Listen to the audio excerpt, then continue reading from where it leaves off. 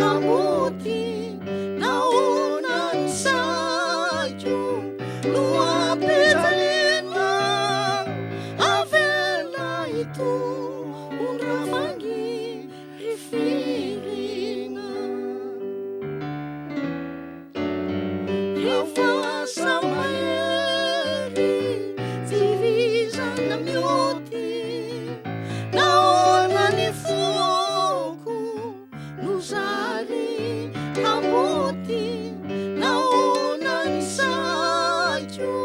no ampejalena avela ito ondravangy rifirina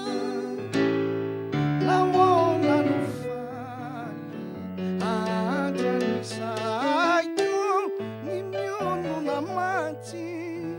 de zavatra tiaiko naona ry fasana no tsy jerena itony fanaiko tongaoneno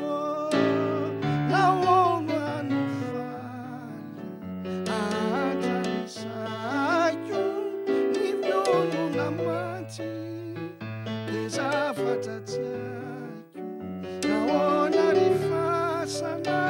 no tsy jerena itony fanaiko tongaoneno mba ino manano mba iravoana ny lasatsizy no tsarona